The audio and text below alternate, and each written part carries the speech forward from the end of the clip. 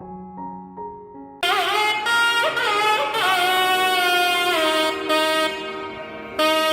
G. இப்போ வந்து நீங்கள் நிறைய ஆச்சாரவாதம் அதை பற்றி எழுதி அதை பற்றி எதிராக நிறைய எழுதிட்டு வந்துட்டு இருக்கீங்க. இப்போ நான் வந்து ஒரு ட்ரெடிஷ்னலான ஒரு குடும்பத்தை சார்ந்தவன், ஒரு ஆச்சாரங்களை பின்பற்றக்கூடிய சார்ந்தவன், ஒரு தத்துவ கொள்கை இருக்குது, விசிஷ்டாத்வைத தத்துவ கொள்கை இருக்குது. இந்த ஆச்சாரவாதம் அப்படிங்கிறத பிரிக்கிறீங்களா? அதை பற்றி ஆச்சாரவாதத்தினுடைய உங்களுடைய எதிர்த்தமான கருத்துக்களை கொஞ்சம் சொல்ல முடியுமா? ஒன்று, நான் வந்து ஒரு வேதாந்த தரப்புல இருந்து தான் பேசுவேன்.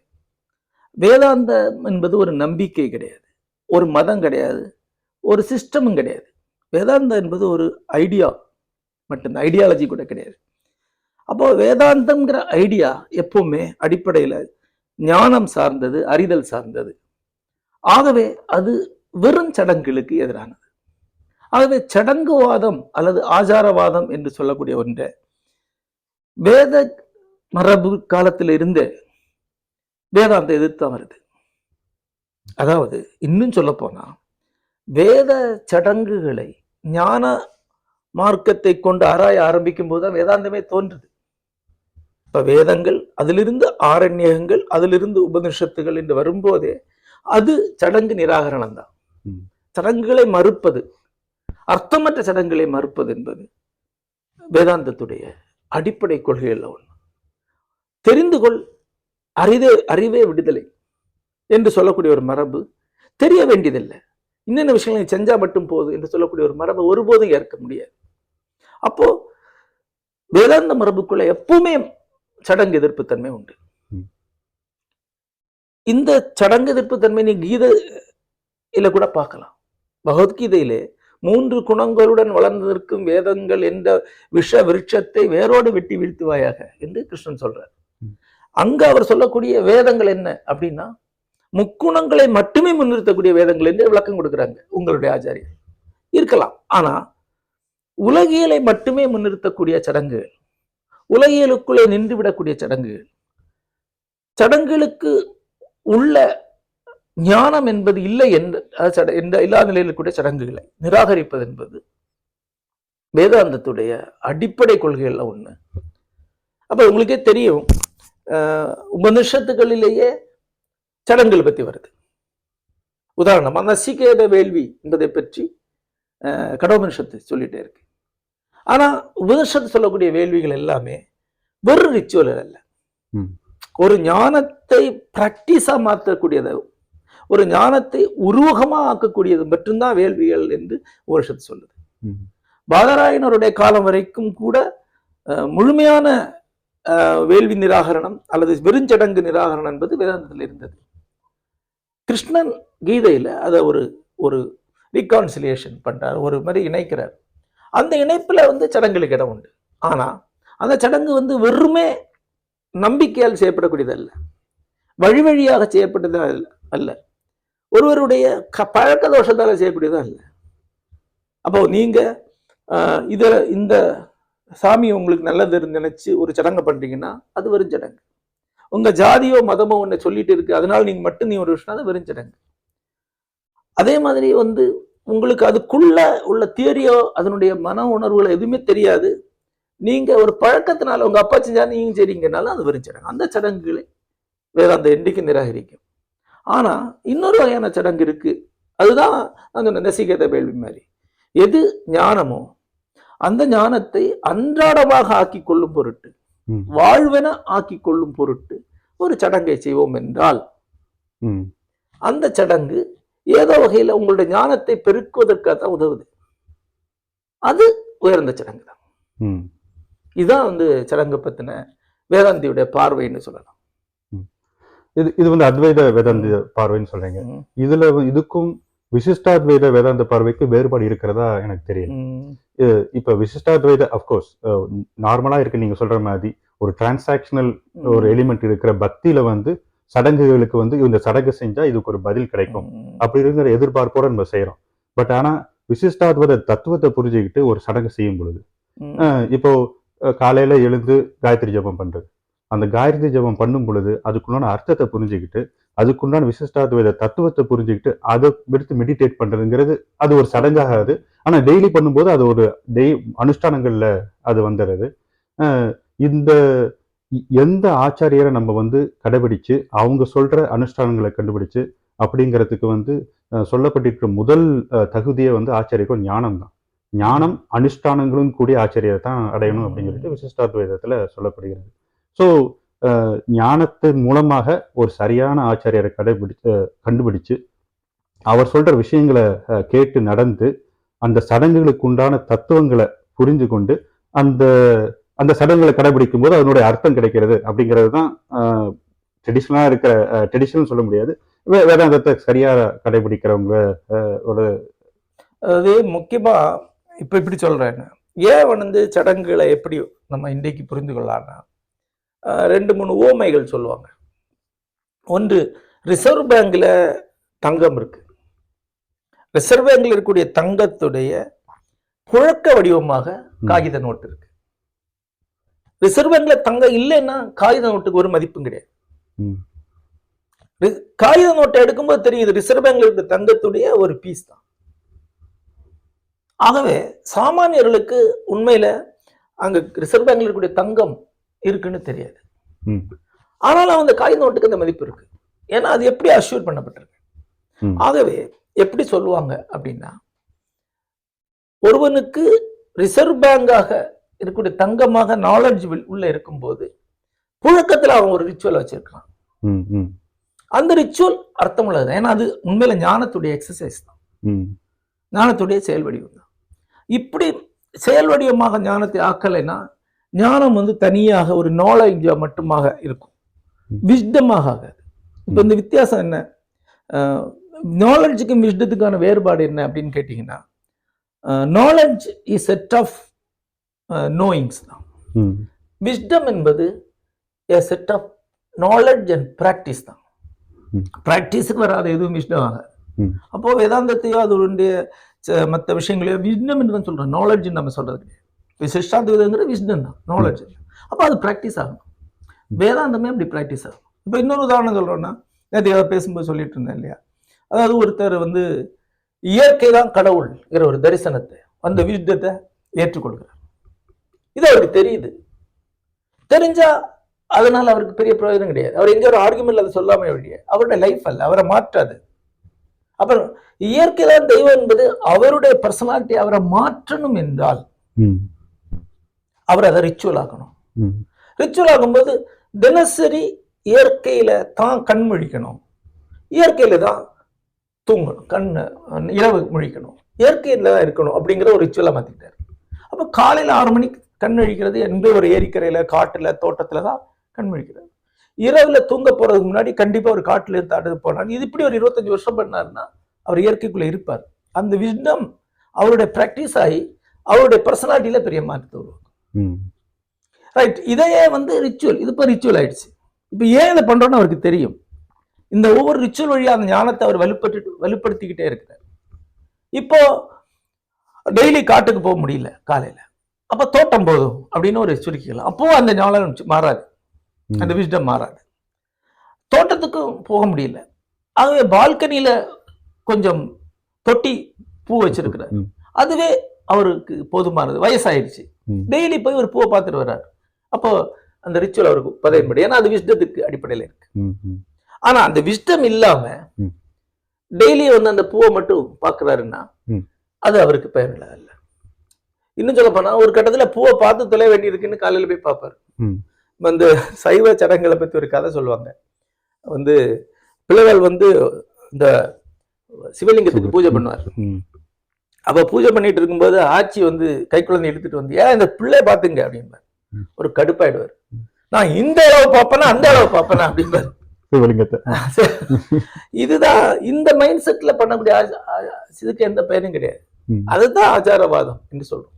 அப்புறம் ஆச்சாரவாதத்துடைய அடித்த மனநிலை என்னன்னா, அதான் இன்னும் அதுல சிக்கலாக்குறது. அவர்த்த ஏதோ பண்ணிட்டு போனா என்ன உனக்கு அப்படின்னு கேட்டா அதுல உள்ள சிக்கல் என்ன அப்படின்னா, ஆச்சாரமா ஒரு விஷயத்த பண்ணும்போது 2 விஷயம் அதுக்கு தேவைப்படுது.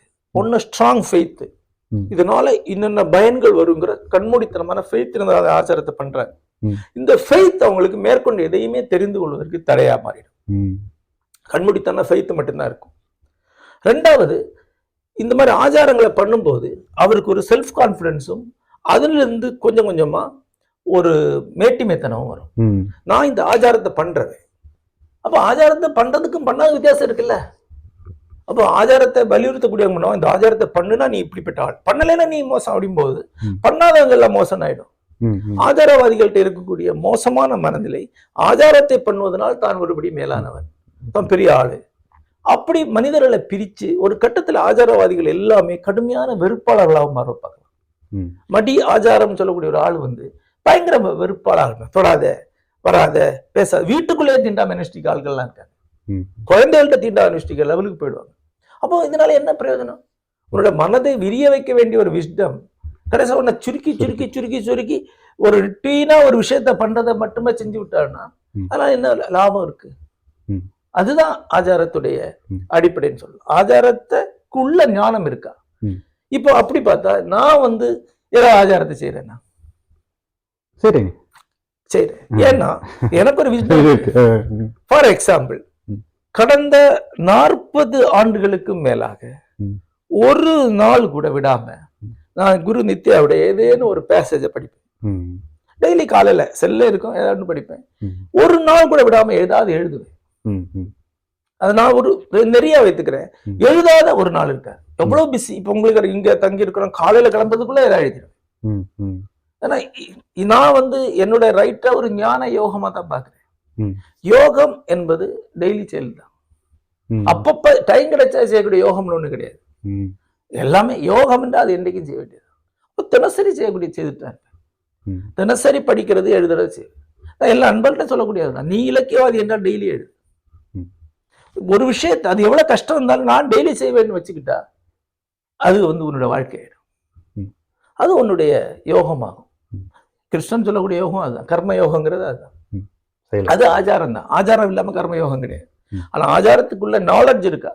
நான் ஆச்சாரவாதம் என்று சொல்றது ஆச்சாரத்தை மட்டும் முன்னிறுத்தக்கூடியதும் ஆச்சாரத்தையே அடிப்படையாக வைக்கக்கூடியதுமான ஒரு மனநிலை.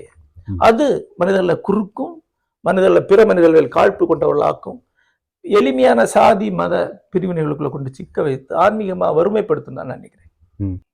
அதாவது ஏன் ஆச்சாரங்களை பின்பற்றணும் அப்படிங்கிறதுக்கு ஆச்சாரவாதிகள் தரப்புல இருந்து 3 காரணங்களை சொல்லுவாங்க. அது ஒரு நடந்து போகும்போது பேசிட்டு இருந்தோம். ஒன்று,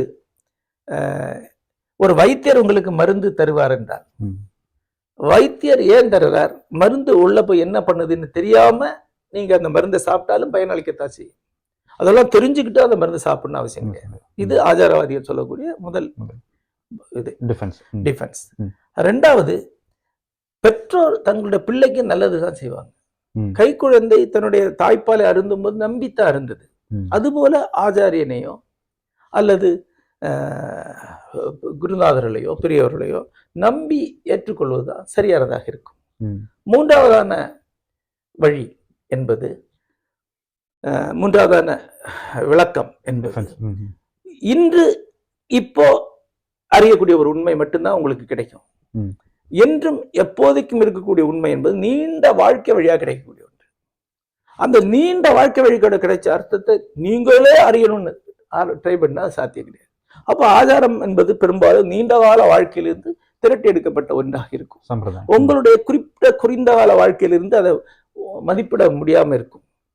ஆகவே அதாவது 1000 ஆண்டு வாழ்க்கையிலும் கிடைச்ச ஒரு விஷயத்த உன்னோட 50வது வாழ்க்கையை வச்சுக்கிட்டு நீ முடிவெடுக்க முடியும். இந்த 3 குற்றச்சாட்டுகள் அல்லது பதில்களும் ஆச்சாரவாதத்தை எதிர்க்கிறவர்களுக்கு மேல ஆச்சாரவாதிகளால் முன்வைக்கப்படும். இதுதான் சம்பிரதாயவாதிகளுடைய பதில். அப்ப இதுக்கு வேதாந்திகள் என்ன பதில் சொல்லுவாங்க அப்படின்னா, ஒரு பதில்,